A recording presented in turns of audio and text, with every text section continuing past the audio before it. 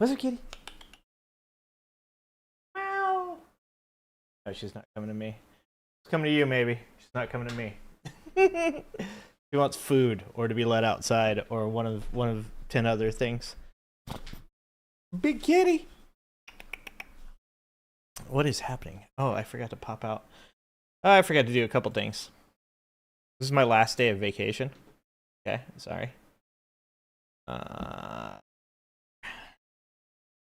That's big me. I like that one. I prefer the horizontal me. Not the vertical me. Let's see, I'll pop this guy out. It is very warm under these lights, I can tell you that much. Very warm.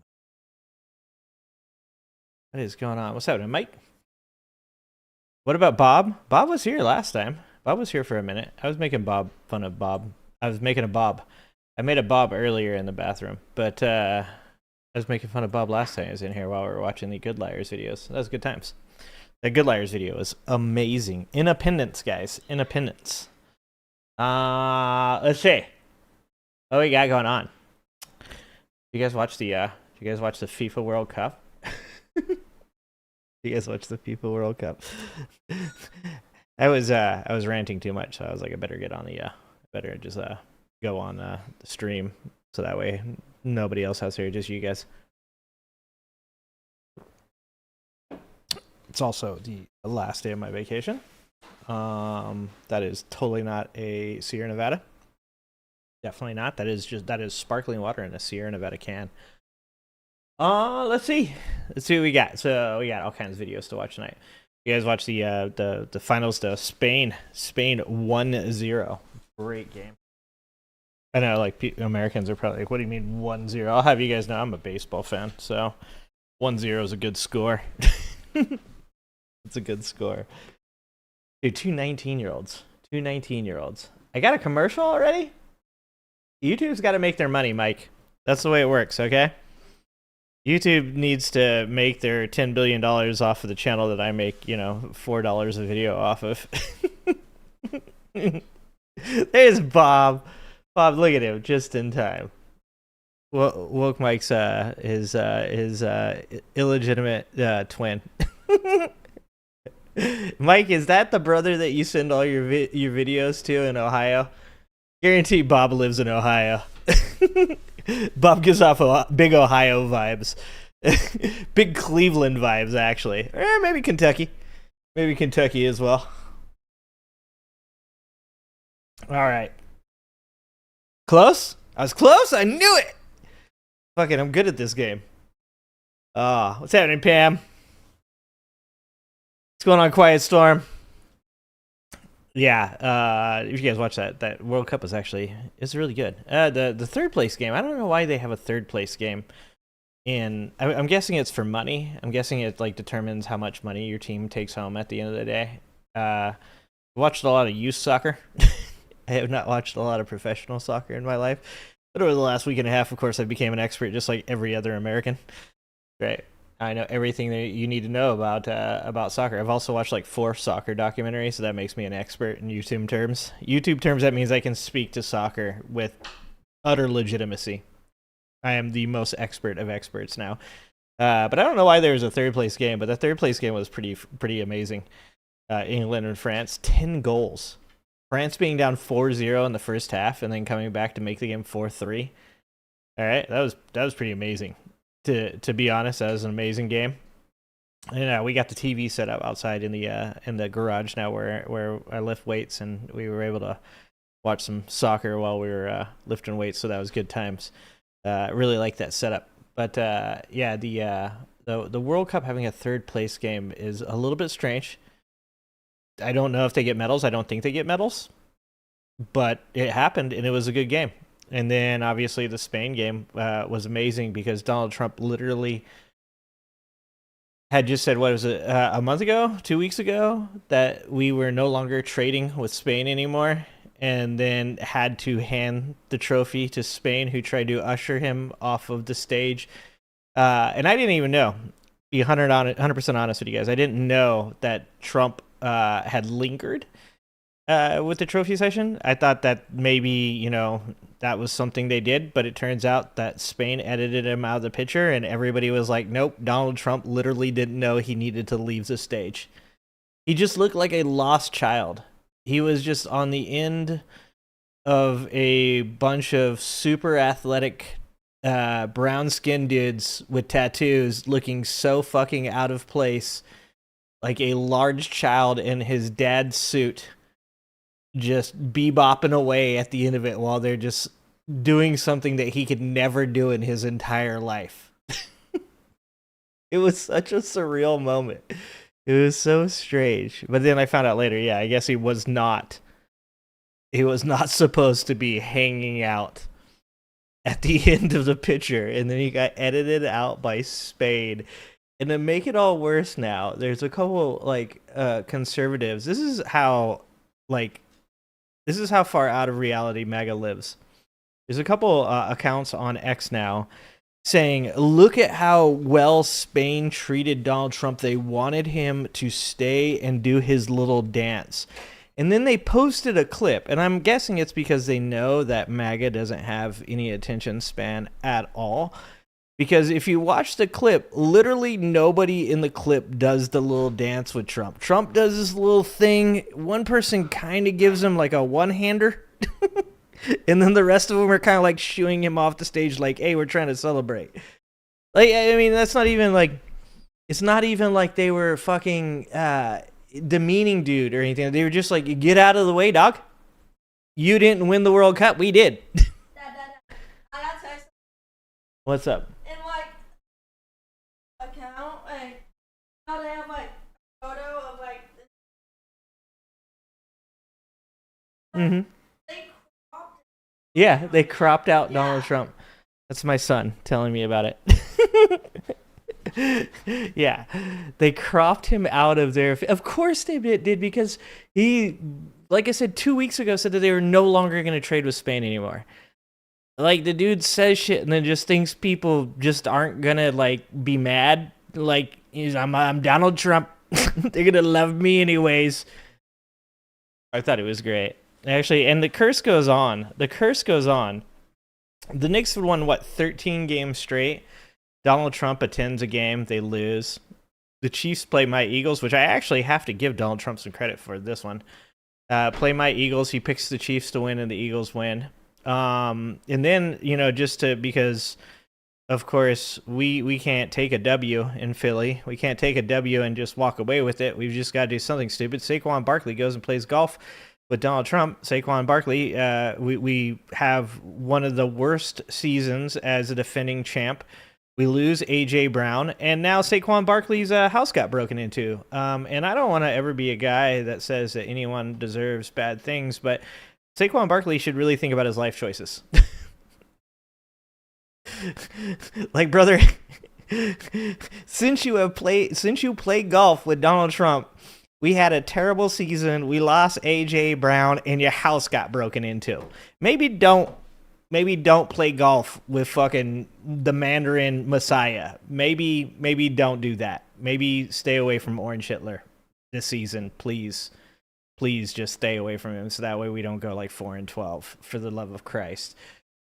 Oh, Jesus Christ. But then he picked Messi. He picked Messi, and Messi loses. Like, isn't Drake also known for that shit? That doesn't surprise me. Donald Trump and Drake. That's Drake and Trump put together. They kind of remind me of each other. They both just cry all the time about being losers. So, I mean, I guess Drake's a little bit more successful than Trump. I don't think he has any allegations against him currently. Yeah. So, pretty funny stuff over the weekend watching the World Cup. Just so strange. So embarrassing. Like, dude, can we just have a regular person be the president again? Just some dude that, like, I could give a shit less about. Just somebody that I'm just like, yeah, he seems to be the president. He seems to have won. Like, we didn't have this problem. Like, George Bush Jr. didn't have this problem, dude. George Bush Sr. didn't have this problem. Like, even Reagan didn't have this problem. Like, none of these people, dog, had this problem. Only Trump is this embarrassing. It is, like, that is his special power, is just embarrassing the shit out of this entire country. It's rather sad. You know, I don't know what else to say except for these next few years just can't go fast enough, and you guys better vote in the fucking midterms or else I'm not doing this show anymore. I'm going over to the Canadian channel. I'm gonna hang out with the Canadian people, and that's it. Just gonna fucking just hang out with Canadian people. If we do not vote to flip the House and Senate blue in November and cut this shit short, what other, the Olympics are coming. Like, how much more embarrassment can this country? We lost a war to Iran, dog. And then we restarted it. Oh my god, we are the worst. Oh yeah, and then Kelly, thank you. Yeah, let's talk about that later. You know what? Actually, let's just jump into a video because this is appropriate for that topic. Let's jump into this video. This is the video from, you guys know I like Henry Sir. Henry Sir is a Canadian dude. He usually chirps the news, likes to talk about different goings on here in America. He also talks about the separatists over there in Canada, because Canada, of course, they have their ne'er-do-wells as well. You know, I like to watch Henry Sir. This is a video that he has put out about the climate deniers in Canada and probably in America as well. I think he's just talking about climate deniers in general. But if you don't know, Trump has started to attack Canada because of the air quality being bad. And instead of, like, you know, helping Canada, he's just going to complain about it. And then he's going to do, you know, the thing that has worked so well already for all of us. He wants to tariff them more, because that makes a lot of sense, to tariff a country that's currently dealing with, like, some of the craziest wildfires. And I'm from California. I've seen some crazy. Well, we have two fires.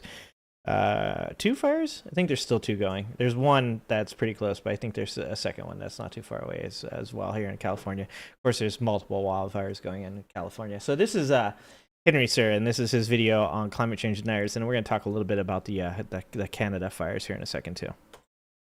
Oh, we're muted. Fucking you.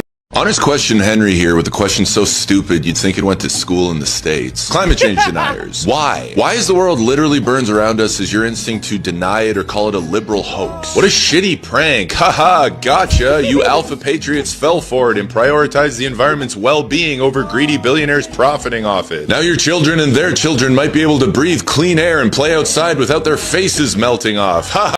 That always seemed like one of the strangest things. Hey, like, it's a hoax. What, do these people ever know, like, when they claim that, like, the moon landing wasn't real? Like, what's the outcome? What's the reason? Like, they can never answer that shit. Why is it being hidden, right? Like, if you want to talk about, like, the JFK thing, like the second shooter and stuff like that, and if you want to be like that's a government cover up because they want to get rid of JFK, I'm down. Like, that sounds like there's an actual, like, outcome to that like makes sense. Like, I could be like, oh, like, I can see a couple things that probably actually the government would want to cover up there. That's a good point. But, like, the moon landing, climate change, dude, they're trying to make big money off of green energy. Like who? Does Trump own stock in the green energy companies? Because if he told me that he was pushing green energy, I would probably believe that it was actually a hoax. Because he would probably own like $5 million in some kind of solar company, right? Haha, gotcha, you idiots. Go eat some mushrooms, go camping, touch grass. Okay. We have one planet, it's a beautiful planet, and all life on the planet depends on the well-being of the planet. Let's take care of it. That's not divisive. Fuck. It's not divisive. Honest question, Henry here, with a question so stupid you'd... It's not divisive. Okay, so here you guys go. Let me make sure you guys can see this. Here we go. So Trump here is saying We are holding Canada responsible for the fact that they are not properly maintaining their forests, because of course Donald Trump is just like so far head up his own ass that he can see the back of his teeth, right? Like he's still talking about the fucking raking the forests. He still wants to talk about raking the forest. The dude has zero idea of what it takes to maintain forests. When he's talking about like the California forests and how dense they are, what it takes to get in to like remove logs, what it takes, like what type of manpower, how much money that would take. Like, it's not as easy as just like sweeping off your back deck. You don't just go out and rake the forest. That's like legit, like not possible. So anyways, this is what he's on, okay? They're not properly maintaining their forests and brush therein. This is why you know Donald Trump didn't write this shit. This was the human printer lady, right? Brush therein. He does not know how to spell therein. And the United States is being unnecessarily invaded by filthy, polluted, and unhealthy air. Unnecessarily. Oh my God. The quality of which is dangerous and totally unacceptable. I will call the Prime Minister during the day to find out what they are going to do about it. The cost is incalculable. Yeah, 100% he didn't write this shit. He didn't write this. Canada, there's like proper uppercase, lowercase management going on here. He definitely he put uppercase on Prime Minister. This is proper case. There's no fucking way he wrote this.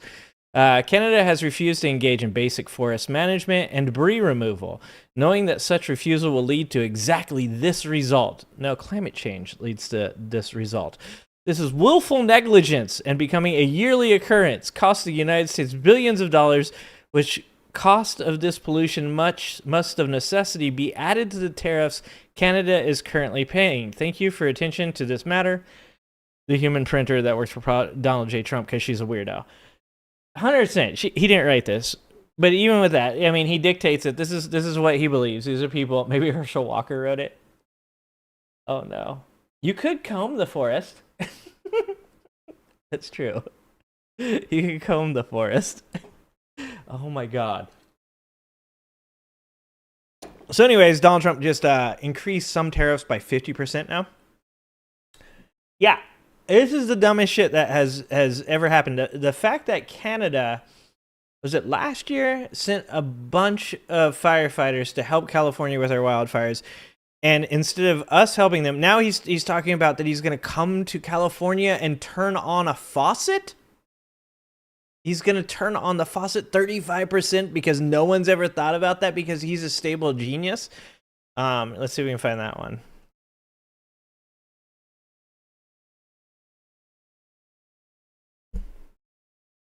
Here we go. You guys ready for this one? You guys ready for this one? Okay. Now he's truthing. I'm going to California to turn the giant faucet exactly 37 degrees to the right. He might have wrote this one. And aim the beautiful water directly at Canada under the strong leadership of Prime Minister Mark Carney, where it will extinguish the wildfires almost immediately. I don't think he knows how firefighting works. Nobody else thought of this. Not Newsom, not Carney, not even the so-called experts. They have been staring at the faucet for years and never turned it. I will turn it. Canada will stop burning and America will have clean air again. Sometimes the simplest solutions require a very stable genius. I don't even know what to say. I don't know what to say. You're like, how many more years do we have to deal with this? That's all I'm saying. It's like Italy hates us. Spain is cropping our president out of their pictures because they hate us. Like, he literally got booed so fucking hard at FIFA. And I do have to be 100%, it could have also been Infantino because the FIFA president also is much maligned. So, I mean, between the two of them, probably the whole stadium hated both of them. But he's definitely a part of it. So, like, the world hates us. Italy hates us. Canada hates us. Spain hates us. Even Israel right now is kind of thinking about their close relationship with us because we keep dipping in and out of the war. And Trump, Trump don't know what the fuck he's doing. He wants Cuba. He wants Greenland. He started with Iran. He doesn't know how to get out of. I don't know if I can deal with this 2 more years, guys. This is bad. I want video proof of the faucet being turned on. I would like to see it. I like a live stream. I would like a live stream of the faucet being turned on and pointed at Canada. I would also like to know, is it going to have like a sprinkler? Are we going to use one of those like kind of gun-handled, sprayers? Are we going to put it on jet? Are we going to put it on a shower? That sheet spray also? Which one do we use? Is the faucet in the room with us right now? That's just the hand of God. Hand of God! That was I just learned about that Maradona goal. Okay, Scouts, I'm a soccer expert now. I'm a soccer expert. Anyways, much love to Henry Sir and the Canadians out there. Appreciate you guys. I'm sorry that you guys have to deal with this. Bad enough that we have to deal with this, and now you guys have to deal with this stuff too. So super sorry about that. Super sorry.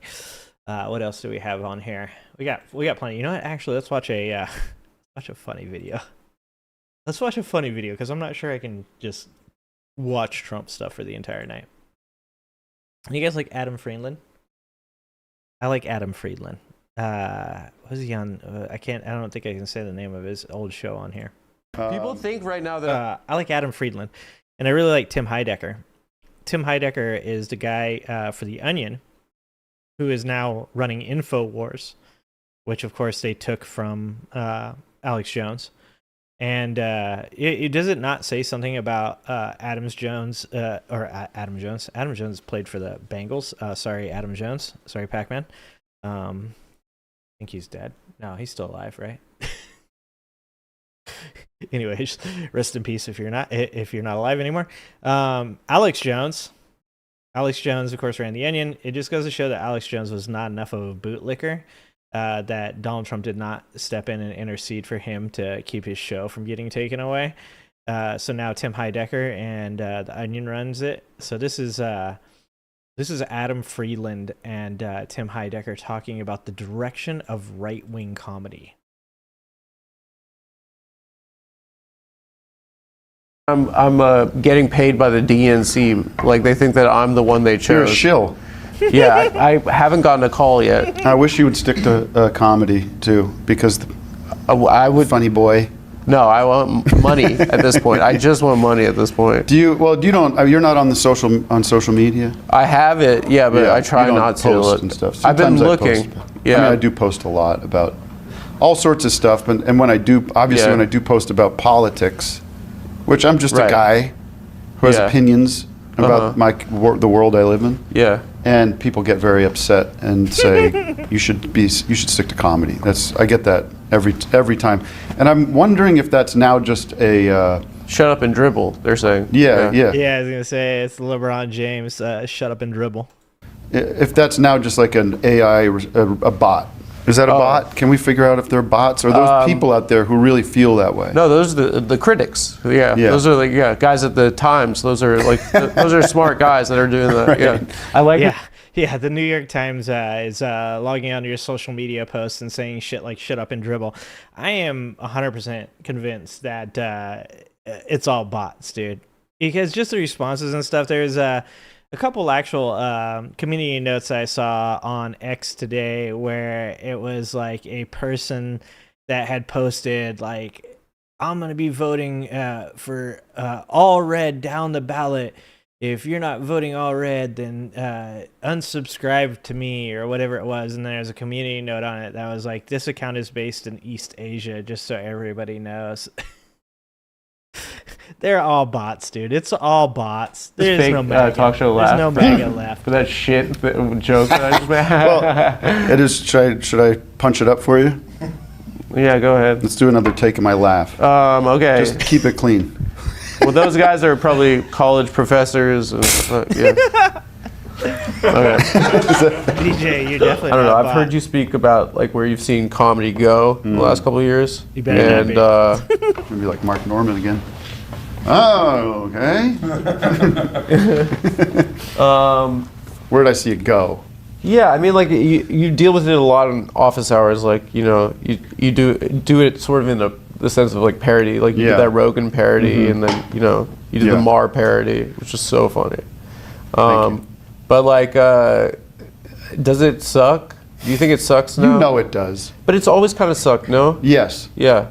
Well, sure, I guess. I mean, I guess the thing that's changed. Yeah, right-wing comedy has always been pretty bad, but some of it was like tolerable. Having watched the FIFA World Cup for the last like couple weeks, you keep getting these commercials for Jeff Foxworthy, and it's like the gold standard of comedy in America, Jeff Foxworthy. And it's like, God, I hope not. I certainly hope that Jeff Foxworthy is. I mean, even back in the day before everybody was like politically, at each other's throats, I wouldn't have thought Jeff Foxworthy or Larry the Cable Guy, even Ron White, who I didn't think was really that bad. I wouldn't have thought that would be the gold standard. Maybe if I'm really, really high. I would hope not. I'd hope that wasn't the gold standard. But, it was at the least, it was tolerable, right? Like, here's your sign. That was funny. Fucking tater salad from Ron White. That was funny. It was like, it was tolerable. It wasn't like stuff that you're watching that you're like, man, this is like some of the best stuff I've ever seen. This is George Carlin, like, no, of course not. It wasn't that funny, but it was tolerable. So right wing, or, what you would consider conservative comedy, wasn't ass. Now it's ass. Right-wing comedy is like Rob Schneider and Jamie Kennedy now. It's like, it's some of the worst shit you'll ever see. It is really just rage bait. It's like a dude standing on stage trolling. That's what it is. Like, I mean, you've seen countless videos now, like Mark Maron, even people that like Tim Dillon, that are Rogan acolytes that come out and say that like the comedy club that Rogan runs in Austin is terrible. Like, all of it's dog shit now. From my perspective, I mean, yeah, Definitely comedy when I was in the 80s and 90s, there was like 90% kind of middle of the road crap that was filling time or was fine. Yeah, wasn't for me. But then, like, 10% of the time, Norm Macdonald would come up there or somebody like that, and you'd be like, horrible. This is crazy. This is great. Yeah. Like, I love this guy. Like, so I'm always going to have. Speaking of Jim Breuer, there's like I should look up the video for you, but there's a video of him, and all he's doing is screaming Fauci over and over again. And he walks around on the stage screaming Fauci and talking about taking the jab. And I'm just like, how drunk do you need to be to find this amusing? And once again, this is, when I was younger, I watched Half Baked. I thought Jim Breuer was fantastic in Half Baked, which is not saying much. When I was stoned out of my mind, I found him to be really amusing. a picture next to it, it would be Jim Breuer. Have that kind of, refined or like, I love very. Like Norm Macdonald isn't. No, Norm Macdonald's not. Like, his humor was. Well, most things. I don't think the amount of people that I would say most something things are crap that nobody knows about. I don't think that most things that are made. I don't think that anything that's being created is defined by like the size of the audience. I think it's just, is it good or bad, right? Like, well, it's all isn't it? It's all personal preference. Like, right. What do you actually like? Yeah. What makes you entertained or happy or thought provoking, but then I mean I wouldn't probably care, except that these guys are now all like dipping into social issues and political issues, and it kind of feels like they're becoming like Kate McKinnon SNL, like, but it's the right wing version of it. Yeah, and but it feels a little more hypocritical or something, because they're coming from this, hey, we're just asking questions. Yeah, exactly. Like, SNL is like satirical. It's meant to like make fun of what's going on. These guys are trying to like make legit political points. Like, that's the problem. Is it's not just somebody impersonating Trump or impersonating Hegseth or like the 22 Minutes stuff. Like, it's not just somebody making fun of stuff. It's them like we should be on these. The Jim Breuer strutting around the stage that's been stabbed with, death to Fauci or whatever he was.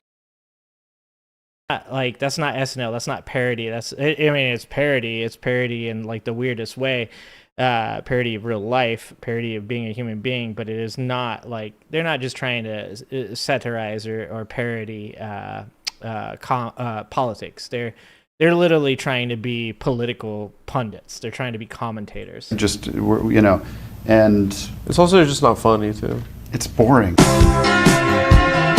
It's boring. I like that they leave it there. They end it there. That's amazing. It's boring. Let's see. There you go. You can see that, yeah, I'm dropping frames again. I blame it. It's definitely my wife is downloading prawn. And it's happening over there. Let's see what's going on here.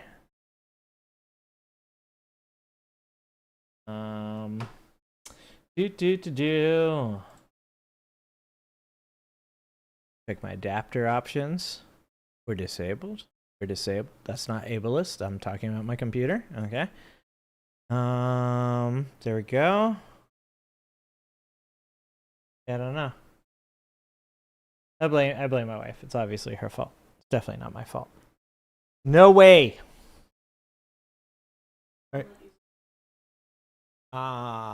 She's hogging all the internet. That's what she just said. She just said she's taking all the internet for herself. Hold on. Okay, there's my. I need to move this over here. What's up, Benny? What's happening, Benny? Nope, that's not it. I'm pushing the wrong buttons. I'm pushing the red button. I'm sorry. I apologize. My dogs are now all barking. Television and Hollywood have rotted the brains of once good people, but hey, at least it's entertaining, not harmful at all. I mean, Hollywood has been diddling kids since its inception. I'm not even sure if I can say that.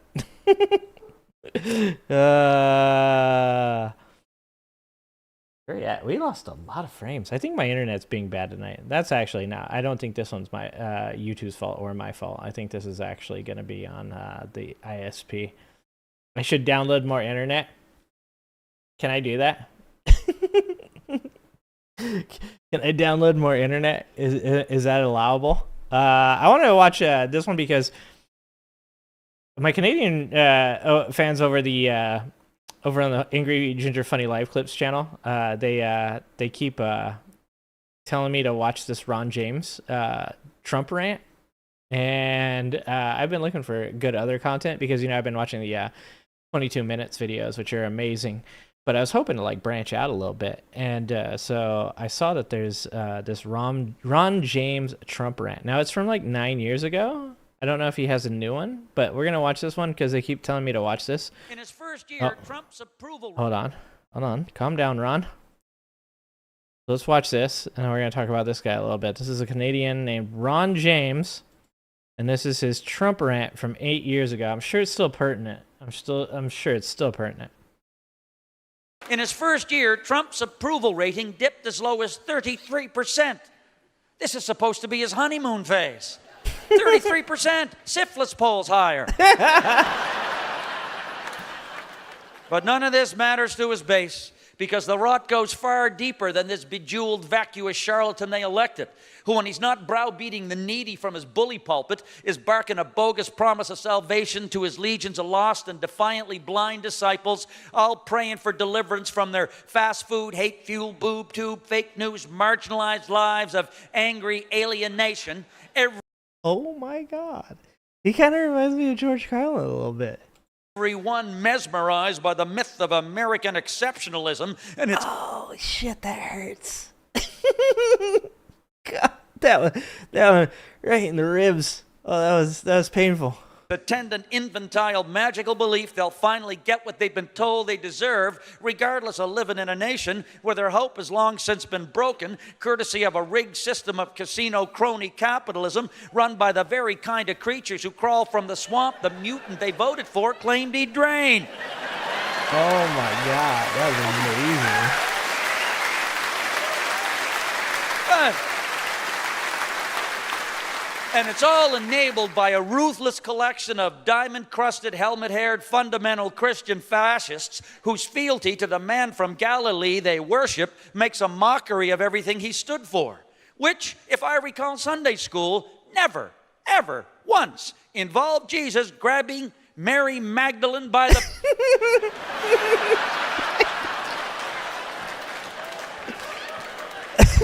But perhaps I wasn't paying attention.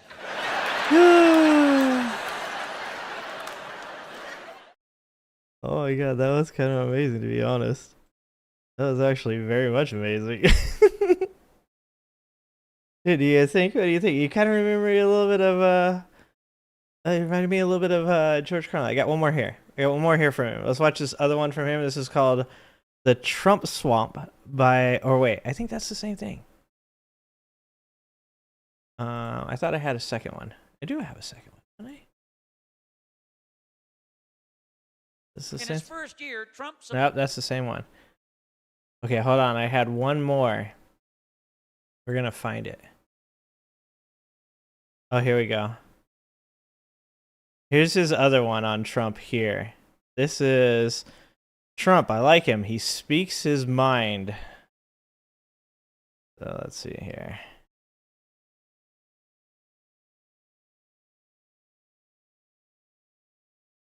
See if my internet can handle it today. This is also Ron James. Trump, I like him. He Donald speaks Trump. his mind. That sun-dried tangerine is a P.T. Barnum Ron Popeil hybrid, spawned by Lady Liberty and the dog-faced boy during a nocturnal union on the floor of that moldy old circus tent called the American Dream.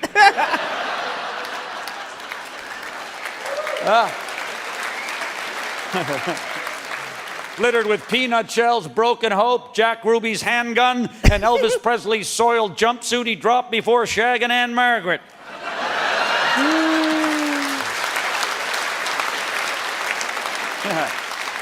But Trump supporters all say the same thing, don't they? I like him, he speaks his mind.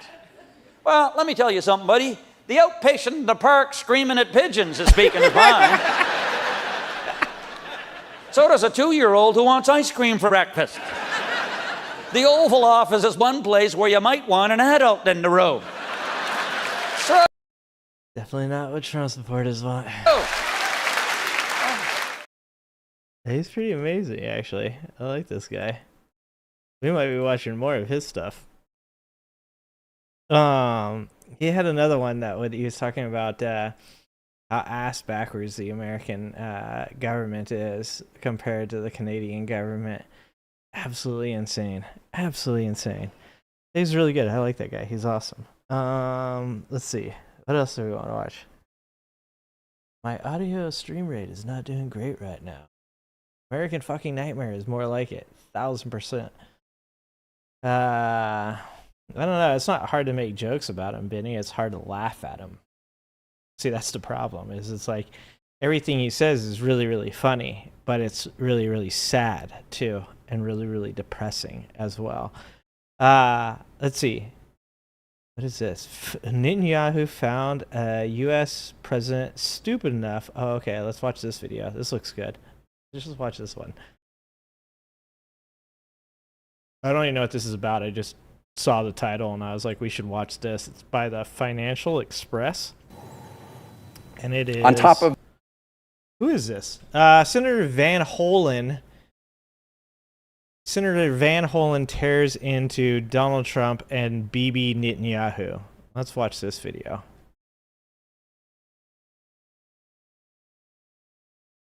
Those killings of school kids, thousands of other civilians have been killed and injured across Iran and the region. Thousands more have been killed in Lebanon. 30 civilians have been killed in Israel. All these lives lost? And for what? No, dude, we're totally keeping them from having a nuclear weapon. That's totally what's happening right now, is that, like, they were, like, 2 weeks, bro. 2 weeks from having a nuclear weapon. Even though Donald Trump allegedly obliterated their entire nuclear program, you know, in the 12-day war not too long ago. Iran definitely was going to, so that's why, you know, we're doing this right now. It's definitely not for oil. Definitely not for oil. Estimates show that this war has already cost the American people, consumers, and taxpayers about $132 billion.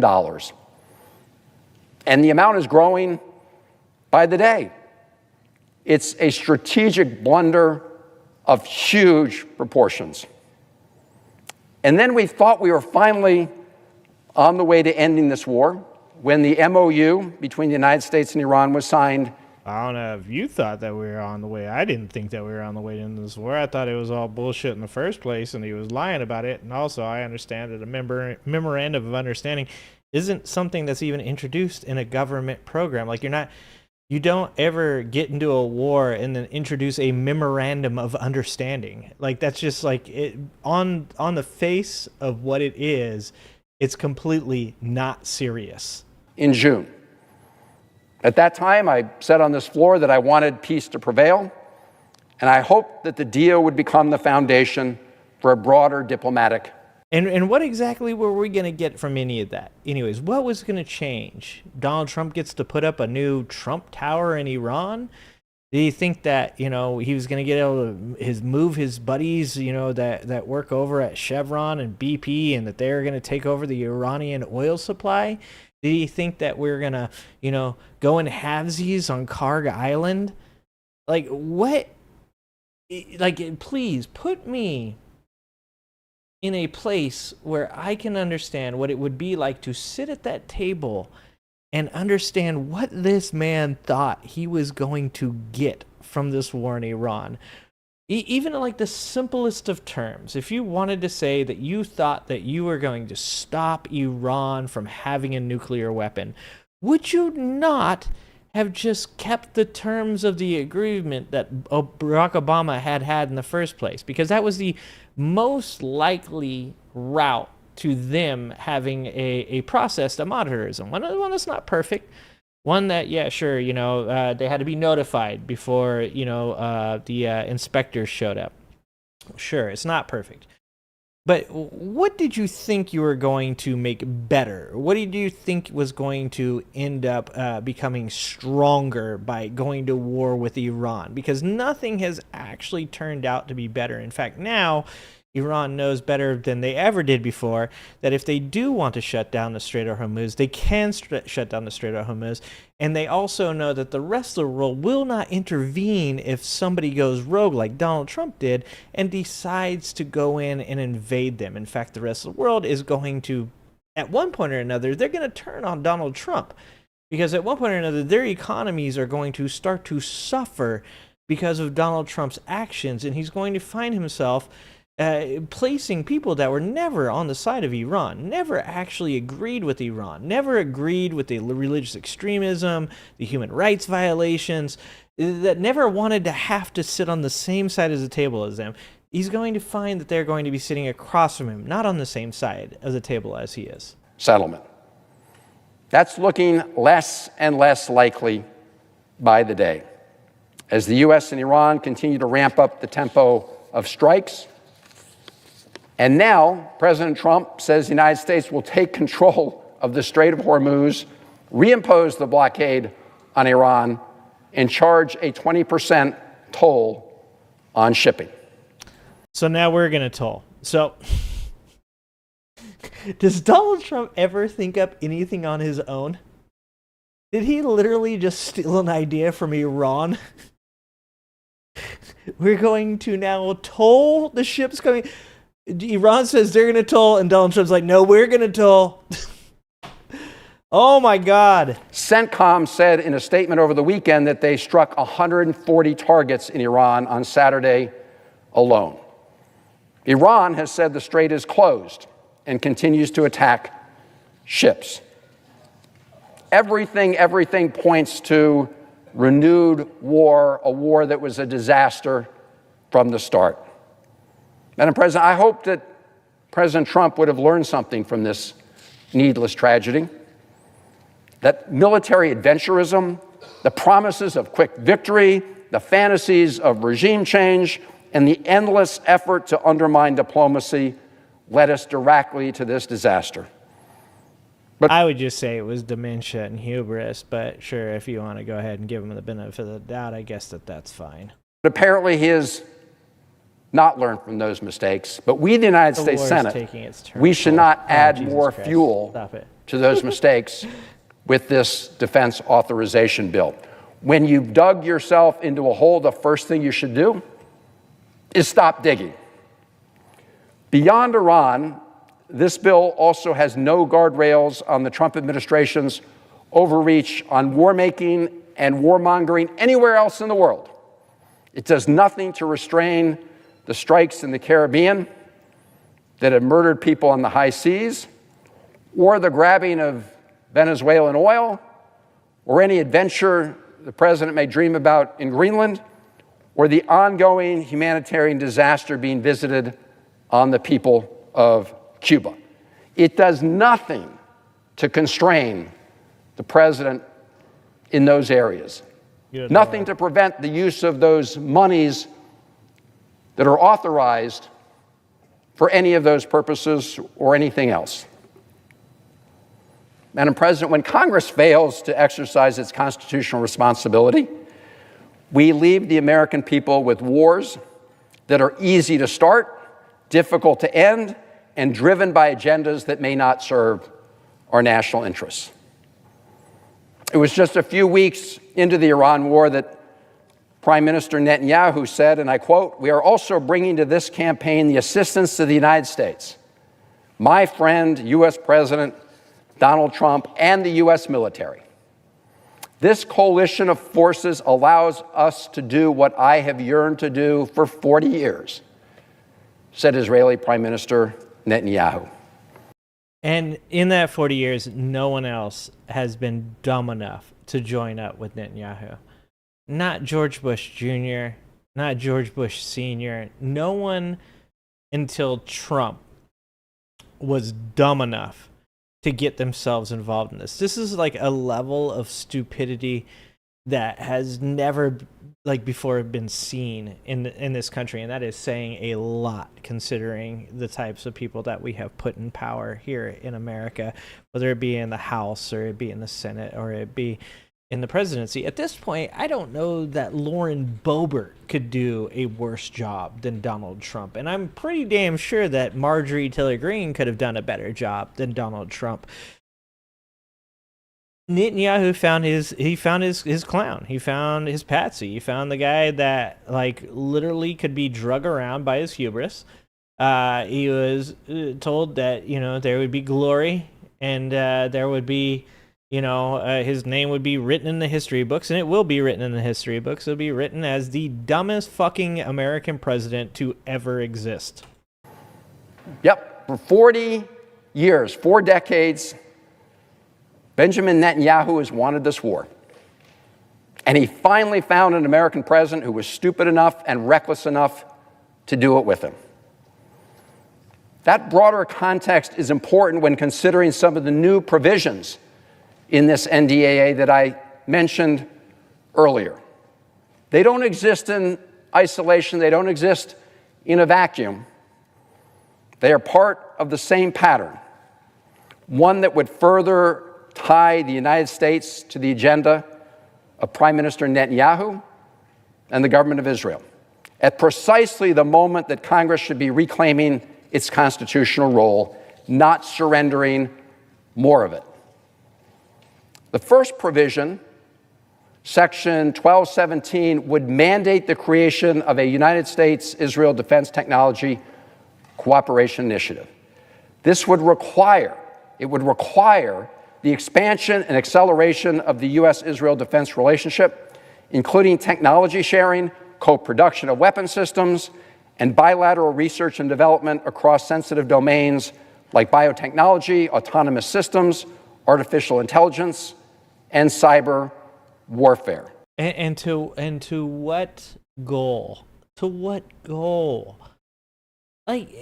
Look, Israel is very they're very technologically advanced for their size. Their military is very strong for their size. But if you wanted to have strange bedfellows, if you just, as the United States of America, were thinking from the point of view that people like Donald Trump claim that they're thinking of, if you wanted to say, oh, we want to be, first in AI, we want to be, at the head of, what's going to become the new economy, the new way that war is waged, if you wanted a strange bedfellow, the bedfellow you'd want would be China. And there's even a place there where we know that China wants to invade Taiwan. We know that China wants to take chip production from Taiwan because they import $500 billion or whatever it is per year worth of semiconductors into their country. We know that they have a plan that is loosely based on the idea that they're going to invade Taiwan by 2027, right? And that could be 2028, it could be 2029, it could never happen. But if you really wanted to have somebody that was at the forefront of all these things, that has its own human rights record violations, that has plenty of its own complications, why would you not be attempting to find common ground with a country that legitimately already impacts our economy every time that they decide to stop magnet production coming to America, stop importing of graphics cards into their country, that constantly steals all our patents? Like, why wouldn't you want to work harder in figuring out how to have a relationship with them that says you don't invade Taiwan, you leave Taiwan alone, you let them have their own sovereignty, you let them be their own country, we work with you, they work with you, and we find a way to clean up this mess that generations of bad government management has put in front of us. And I mean if your choices are to go to war with a religious extremist country that has pretty much the same geography as something like Afghanistan, where we legit already know from prior failures that if we invade and we attack, we're going to be there for 17, 20, 25, 30 years if we put ground troops in the country. And then we just end up turning over it to whatever extremist terrorists that decide that they want to run the government after we leave. And just like Iraq, just like Afghanistan, just like Vietnam, we come back, we hang a mission accomplished banner up and say that we won, but really there's no actual benefit to the American people. There's zero benefit to the rest of the globe. And in fact, at the end of the day, we just made, the extremists in the world actually stronger, right? Like, if the choice is between that and perhaps going to China and saying, look, you're making the right moves right now. You're staying out of all this bullshit. You didn't come to Iran's defense when we went to war with them. What can we do to, forward our relationship?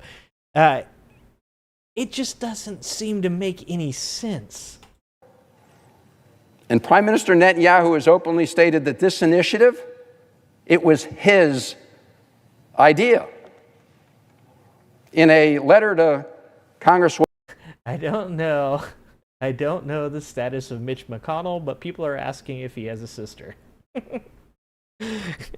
That's funny. Stutzman, who led a resolution calling for a similar effort to Section 1217 in the House, Prime Minister Netanyahu wrote, and I quote, "I was glad to receive your proposed congressional resolution endorsing my plan to shift the framework of U.S.-Israel defense cooperation from aid to partnership."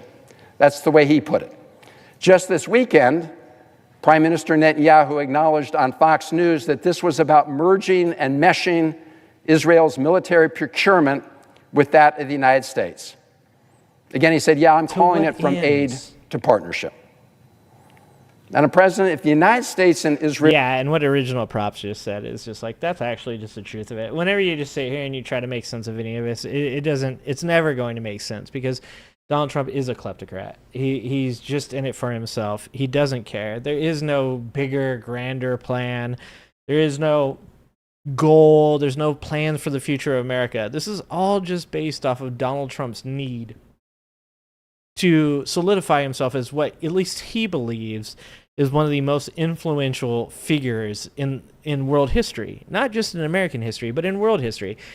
And it doesn't matter how much the rest of the world says, we'll never think of you as a positive figure in global politics.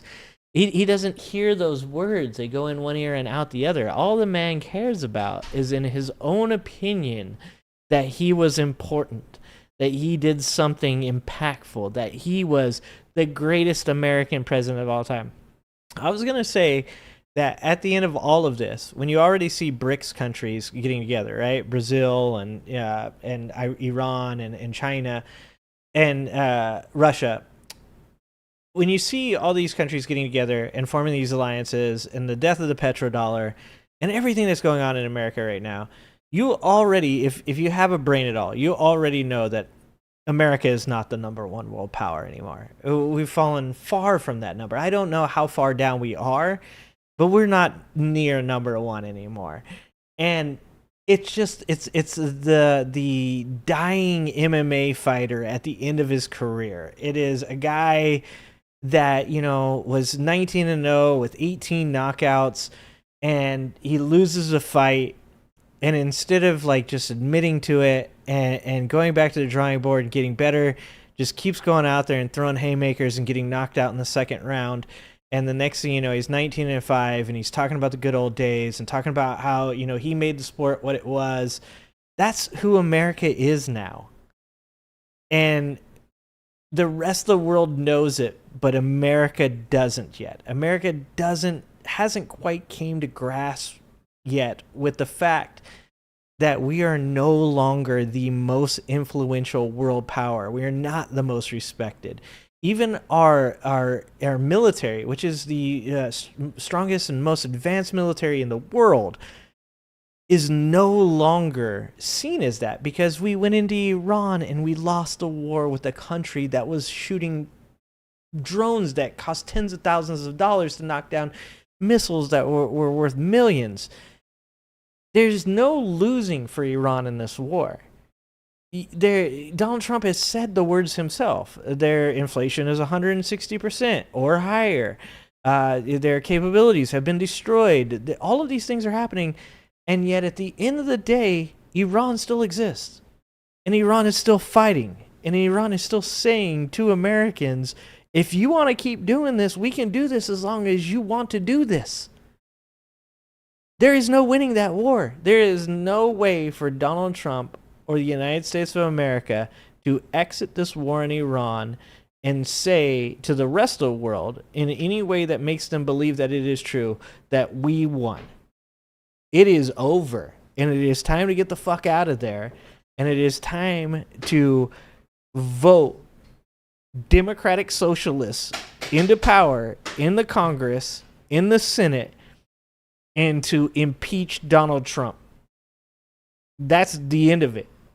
There is nothing else to be said here. I'm done with this video. That is it.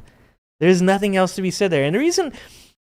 oh, dude, McGregor. I don't even want to talk about fucking Taiwan Lannister. Boku. That's funny. Oh, dude. Conor McGregor. Oh, my God. Conor McGregor is kind of a good fucking analogy for America. That's kind of sad. But that's kind of right, actually. Like, there's no, like, we're literally just hanging up. Yeah, Iran was Persia. It's been around forever. Because, yeah, they've been fighting this fight forever. They fought Alexander the Great. Like, America's greatest wars, we fought each other. Like, that was our best war. Oh, dude. Like, people don't even know that. Like, in World War II, we almost lost World War II in the Battle of the Midway because our fighter jets got lost and almost ran out of fuel. If it wasn't for the fact that, like, we happened to come upon some aircraft carriers that the Japanese had. And by the way, also, the Japanese had unloaded and loaded bombs multiple times onto their planes because of the fact that they had prepared for the American planes. And we actually just got super lucky that we came upon them during a time where they had just, like, had the bombs up on their carriers. So when we started bombing their carriers, we did exponential damage to their carriers because of the fact that they had missiles. People get mad at me for saying missiles on the on their carrier decks. We have benefited from an obscene amount of luck. whether it being Einstein coming to America, whether it be the Battle of the Midway, there's like when we fought in Vietnam, it exposed a huge American weakness, and that is hubris. Is American exceptionalism. It's the idea that we can just overpower everybody just by being just like the most motivated, death machine in the world. Like, that doesn't work. It doesn't work in Vietnam. It didn't work in Afghanistan, and it's not working in Iran now, because that's not how fights work out. When you go to war in a country like Iran, you're literally just fucking bombing hillsides. You're bombing mountains. You're attempting to get to, missile nodes that are buried beneath fucking hundreds of feet of the earth, and you got to use expensive bunker busters. I mean, every loss of life for American soldiers in Iran is one too many. It's insane. And the only person stupid enough to do this was Donald Trump, and that's why we're here today. It's fucking insane. Let's see. We had some other stuff here. Speaking of, we got Zohran. Yeah, since we were watching that, I know you guys have heard, or maybe you guys have heard, maybe you guys haven't heard, that Zohran Mamdani said that he will arrest Bibi Netanyahu if it is within his power to do so. Zohran Mamdani did. And he said, like he's looking into what exactly it takes. That you can get obviously there's already a warrant out for his arrest from what is it, ICC or whatever that acronym is. And if it's possible, he will indeed arrest Bibi Netanyahu, which would be absolutely insane. So I saw this Kyle Kalinske video, and I want to watch it. And this is his response to a reporter. I'm not sure which interview this is that he was on. He's been in so many recently. Zohran Mamdani doing a fantastic job of showing exactly why MAGA supporters are absolutely, positively the most fucking out of reality, just the most fucking insane people on the planet. Calling this guy a Muslim extremist, saying that it was going to lead to the second 9/11, all the insanity that they said. And what has the dude done since he's been in office? He's improved the amount of buses being ran so that way people can get to work on time. He's offered childcare to people, not just people that are disadvantaged and need it for work, but also apparently now he's offering it to people to go on dates, which for anybody that has an IEP, they offer that kind of thing already. So this is not this like out of this world plan that can't be accomplished. It 100% is. Balancing the budget. The dude has just been fucking amazing. Bringing kids to the World Cup. Just doing things that really your politicians should be doing. And if he were to go and get Bibi Netanyahu arrested, that would be icing on the cake right there. So here's Kyle Kalinske talking about an interview in which Zohran Mamdani answered a question from this reporter. All right, y'all. So Zohran Mamdani did an interview with the New York Times, and what up, he basically stuns this reporter speechless at multiple points. So first, let's start with this. He sort of prodded over his stuff he said about Israel, stuff he said about Netanyahu. He sort of said publicly in the past that, look, I'll arrest Netanyahu if he comes to New York City, right? And then now that sort of comes up again because Netanyahu's going to try to come here for some UN thing. And this is interesting. Let's watch and we'll break it down. Last question on this topic. Israel's Prime Minister Benjamin Netanyahu is perhaps planning to visit New York for the UN General Assembly. You pledged during your campaign and after you won to order his arrest to comply with the International Criminal Court warrant. What will happen if he comes in September? I believe that Prime Minister Netanyahu belongs in The Hague. He's a war criminal who has been charged by the International Criminal Court. And what you will find is that is an opinion that is held by many purely because of what his actions have wrought over these last many years. I've also said that I will follow the laws that we have here in New York City because I believe that there's an importance in following the law as a leader who presides over our city, and that's something that I plan to do. Meaning? I'm sorry, I don't understand what that means. Meaning that whatever the law allows me to do in New York City, that's what we will do, but we won't be writing our own laws to that end. What does the law allow you to do? That's an active conversation with our legal department in seeing what the prospects are we have here in our municipality. However, what we've seen at the national level is a desire sometimes to write your own laws, to go outside of the bounds of legality. That's not something we have an interest in. Yeah, that's a good answer, too.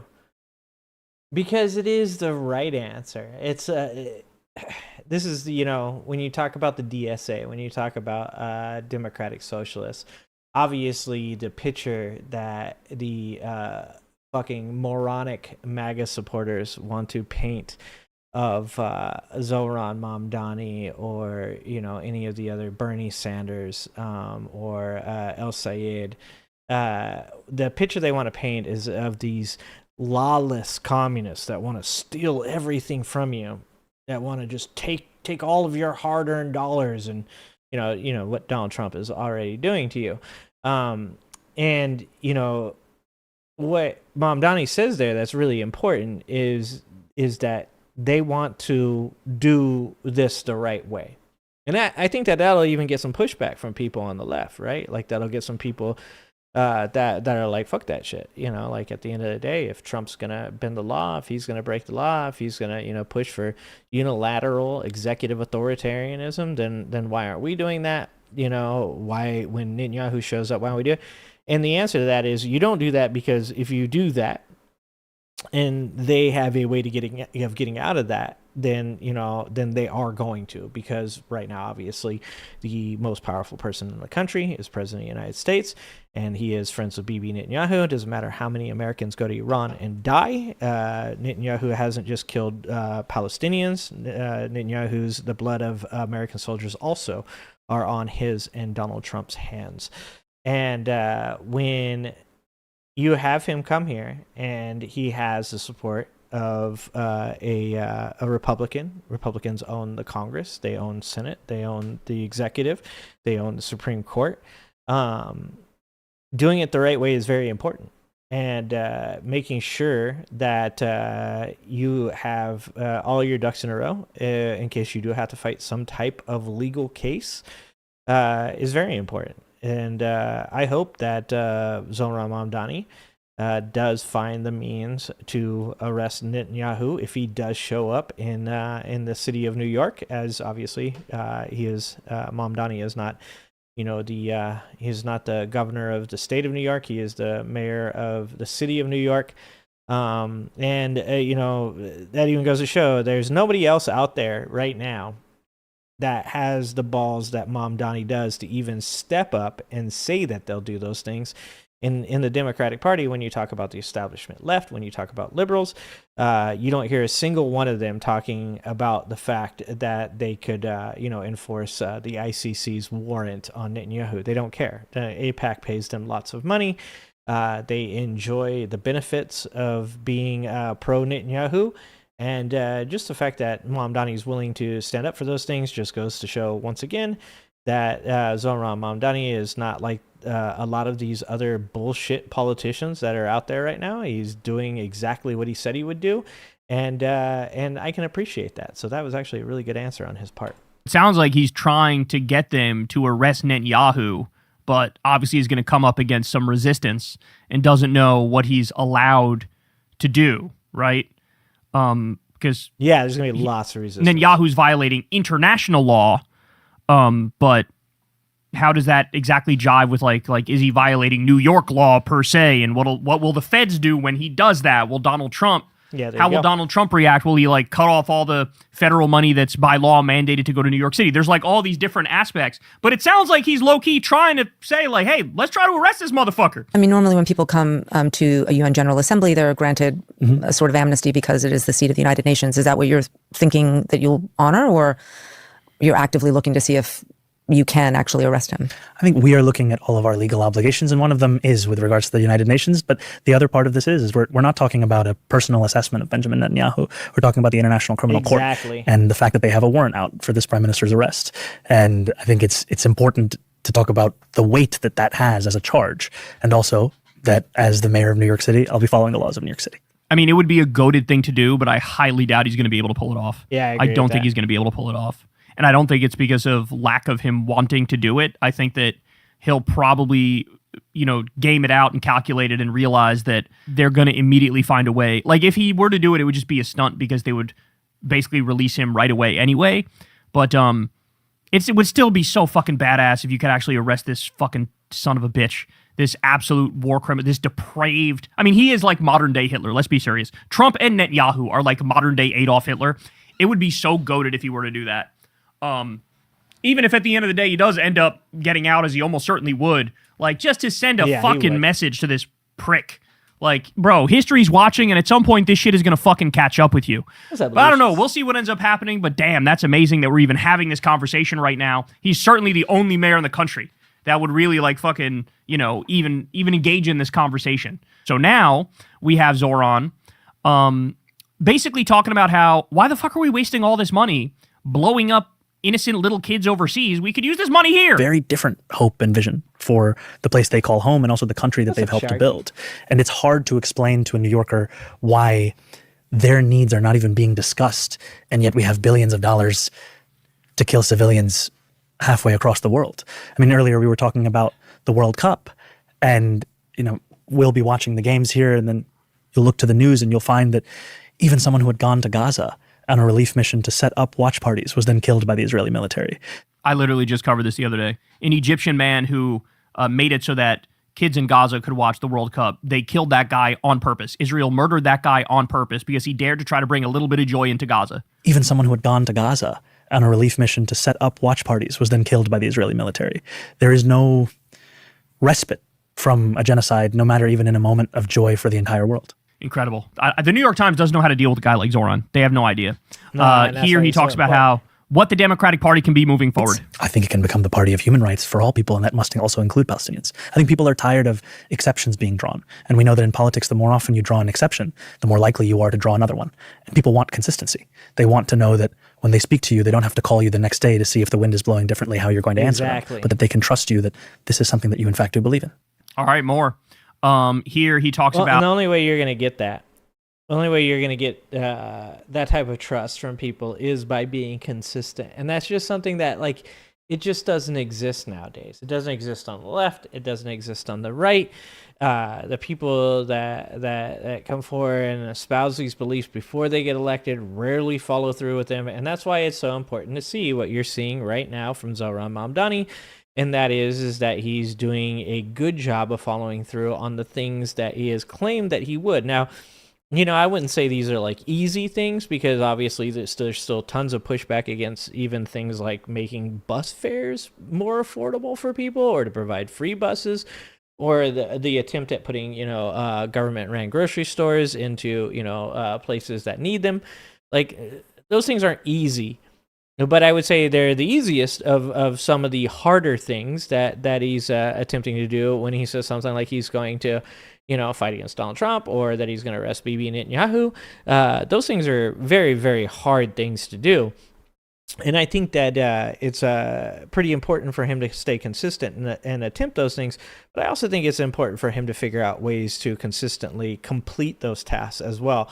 Because if you don't, you're just going to end up losing that trust. So, I mean, I like to hear him say that. But obviously, you still need to follow through. I like what he's doing. I'm not pushing back against him or saying, giving him criticism. He's doing a fine job so far. But I still think there's a lot of really hard stuff ahead. All the fear-mongering around democratic socialism and what it actually means. And when the New York Times reporter follows up, he handles it beautifully. For all of the fear-mongering around democratic socialism, the best response is to show what it actually means. What we've shown over the last 6 months is exactly that. We've shown that a city with a democratic socialist vision is one that paves more than 170,000 potholes, 50,000 more than prior administration by this point. It's a city that has delivered the lowest recorded number of shootings, shooting victims, and murders in New York City's history, is on a pathway to universal childcare, saving thousands of parents more than $20,000 a year. And it's a city that is doing all of these things while fighting for the people who are often left behind, workers who we've secured more than $10 million for, tenants more than $64 million. These are all indicators of what is so scary to a right wing that has built its entire power and framework on the idea of debating who should be left behind. Do you see yourself as a Democrat or a democratic socialist? Because you said our party, and obviously you ran as a Democrat. I am both. I'm a Democrat and I'm a democratic. Yeah, that's what a democratic socialist is. Like this is like the insanity of the liberals that are saying that the DSA needs to find its own party. The idea of democratic socialism already exists within our government. It exists within our firefighters, our police department, our military, Social Security, Medicare. Democratic socialism is already some of the most popular parts of our government. And that's not just on the left, but on the right. The right supposedly enjoys law and order. It supposedly enjoys the military, where those are very socialist policies. Democratic socialism is the idea that you are taking socialistic policies and you are using democratic mechanisms, i.e., getting people elected and voting and observing congressional, authority versus executive authority, which this administration does not, and finding ways to do things within the system rather than going to the full extremist route of just shoving it down people's throats. And that's what, obviously the right is doing right now. The right has found their way out of what you would call probably more moderate conservatism and into a far worse right-wing extremism, to the point now that, like, it doesn't matter. These are people that said that they were against any new wars. Donald Trump says, oh, it's not a war, it's an excursion. They say, so we're totally still against any new wars because we're totally not in a war right now, even though there are Americans dying on foreign soil. And we're dropping bombs and literally depleting all of our defensive abilities. And if we ever get into a war with China, we're fucked. The difference is that you have extremism on one side of the aisle, and then you have somebody like Zohran Mamdani that's still holding up hope that the left doesn't need to go completely there, that the left can still work within democratic means to push socialist policies, and he's doing it through a lead-by-example manner. And that's really important. That's his way of going about it. There are a lot of people out there that aren't going to agree with that, and that's totally fine. I mean, you guys know me. I'm here to say, like, I want the most effective and efficient way for this country to get out of the bullshit that currently is in, and I don't really care which mechanism that is. I think that government cannot be just one type of socialism or communism or liberalism or conservatism, or that there's going to be, like, in any good business, you have to pivot. You have to know that each individual situation is going to determine the use of a different type of mentality, a different type of ideology. And I think that what Zohran Mamdani and democratic socialism currently is doing is something that is maybe not probably extreme enough, to be honest with you, but it is doing it in the right way, and they have a big hope that they can do it in a way that preserves some of what America has been great about. And I don't know that they can do that, but I like that Zohran Mamdani is leading by example. Socialist. And I think that so much of what makes me proud to be a Democrat is looking at what our party used to stand for. The four freedoms, you think about FDR, you think about the New Deal, at the core of what our party's identity is. And yet it feels like to experience it, you have to read about it. You can't see it around you anymore. That isn't something that I'm willing to accept. And I know that many feel similarly. He is stunting on them hoes. God yeah, he does damn. a great job. Nah, New York Times didn't know what they were getting themselves into when they had this interview, bro. They had no fucking idea what they were getting themselves into. This guy knows what he's doing. He knows what he's doing. You're not going to stump him. He's so... And so does El Sayed in Michigan. Really good speakers, very intelligent people. Like I've said before, many people that think that Bernie Sanders doesn't have any like plans or ideas as to like how he would accomplish the things that he talks about are generally people that have never actually listened to Bernie Sanders speak. I was one of those people back in 2016. And over the past 10 years, listening to Bernie Sanders speak and paying more attention to like his ideas and hearing him talk about how he would institute the things he believes in, like it just goes to show that like you've got a lot of intelligent people that could be and should be listened to in this country that people are choosing not to listen to, mostly because either they're too fucking uneducated to understand the words that are coming out of these people's mouths, or they're just too brainwashed by somebody like Donald Trump and fear of the other. So fucking good at this. So you simply love to see it. Go watch that full interview if you haven't yet. And look, he's the roadmap, right? I saw some fear-mongering post the other day from that Sarah Longwell woman who wants Democrats to be more right-wing and more centrist. And, you know, she made it seem like, well, that's why the Democratic Party brand is not good, even though Trump's brand is so bad, is because now we have too much DSA stuff going on in the party. And it's like, you have it exactly backwards. Yeah. The problem is we don't have enough DSA stuff going on. We need more Democratic Socialist stuff going on. And what's my evidence for that? The most popular politician is the retired Obama, right?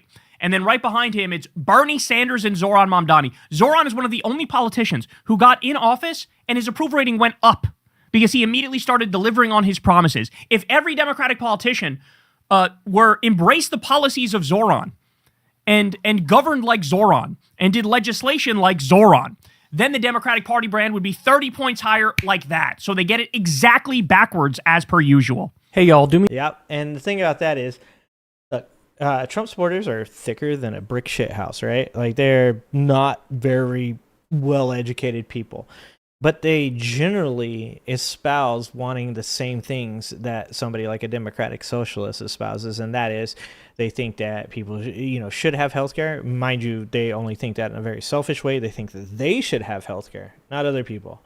But generally, any Trump supporter out there that's ever had somebody in their family that's gotten cancer and they've lost their house, or they couldn't show up to work because they'd take care of this person because they had to be in-home services, every one of them agrees that it should be better. Every single one of them believes that they should be treated fairly by their employer. Once again, this is only when seen from their own perspective. It's never from the point of view of somebody else's perspective.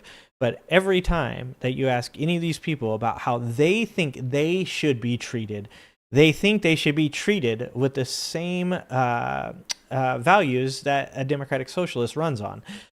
So when he says that you find that these people are actually more popular overall than the left-wing establishment Democrats, liberals, it's mostly because of the fact that people on the right generally believe the same things in a much more selfish manner. And when exposed to these things in their own personal lives, they start to realize that, oh, like all of this stuff actually is pretty good. Oh, all of this stuff.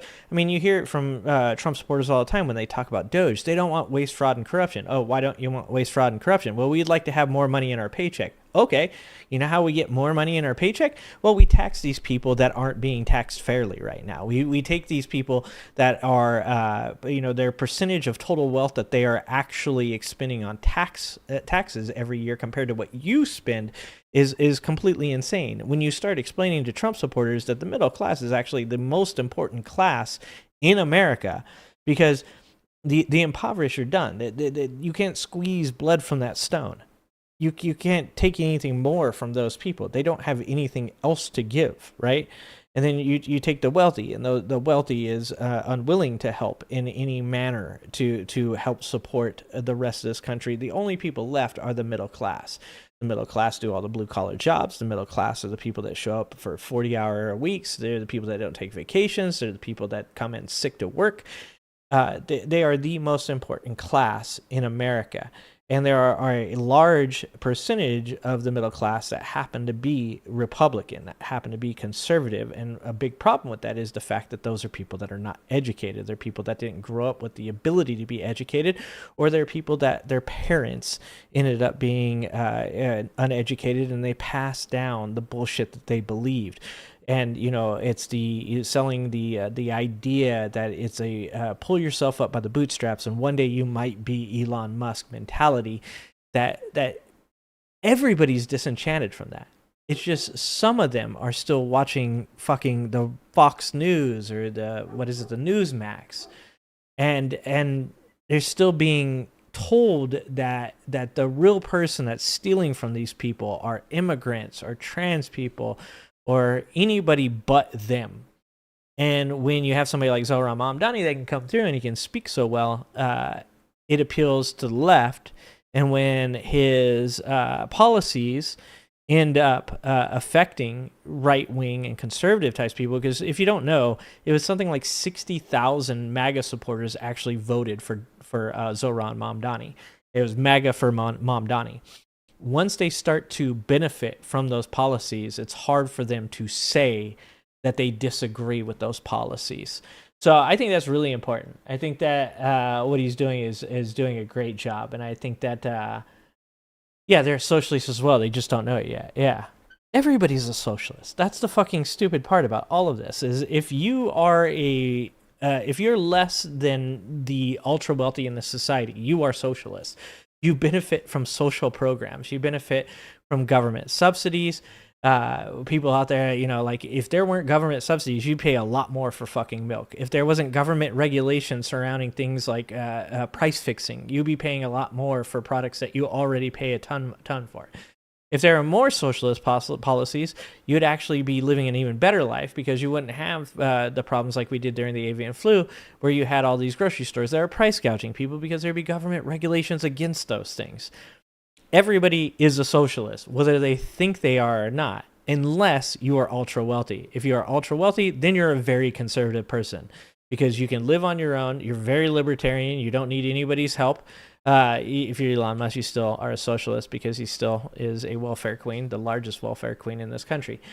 It's just one of those things that if you're not part of the ultra wealthy, you benefit from social programs. Whether you know you do or not is the problem. Because like I said, if you go to your store and you buy milk and milk is not astronomically out of this fucking world, it's because of government subsidies. If you go to the market and you buy eggs and they are $12, $13, $14 and someone tells you that's because of the avian flu, even though, like I said, I work in grocery. I worked in for grocery for over 20 years. That those prices did not elevate to that level. Commodity eggs did, but not all eggs did. And these grocery stores could have been purchasing eggs and selling to you for $4 or $5, but they chose not to. It's because of the lack of those regulations. It's because of people allowing these companies to do these things. You directly benefit from social programs, and you are directly affected by the lack of those social programs. And like I said, even if you're conservative, if you believe in the having the police on the street, if you love your military, those are socialist programs. Many Republicans are very old people. You are on Medicare. That is a socialist program. If you have Social Security, you are benefiting from a socialist program. At the end of the day, it doesn't, like, you are a socialist whether or not you believe in socialism or not. And like I said, my whole thing with all government is that there are times where you pivot, where it's more efficient or just better for the entire economy to do something that's capitalistic. It is there are times where something that may seem more conservative might be the better policy. But for the most part, everything in this country benefits when the core values of America are taking care of the middle class and the impoverished. Mostly, and just so people understand this, the reason that I say middle class before impoverished is because of the fact that the middle class actually takes care of the impoverished through our taxes. And that's, the next step up for most impoverished people is obviously they don't go from being impoverished to being ultra wealthy unless you're an athlete. It's mostly your next step up is into the middle class. So the middle class is the most important class in America. It is what America runs off of. I'd say it's the most important class in the world. And, you know, most of these social programs that do exist for the impoverished are paid for by the middle class, whether it's lower middle or upper middle. Very little of those things are actually paid for by the ultra wealthy because they dodge the majority of their taxes through all the loopholes that they use. You were in the military. It's very socialist, free healthcare, food, housing, even if it's on a ship. Yeah, 100%. That's what I'm saying. Is it's like you don't have to. I'm not a raging political person. Like I just, you know, it's just common sense.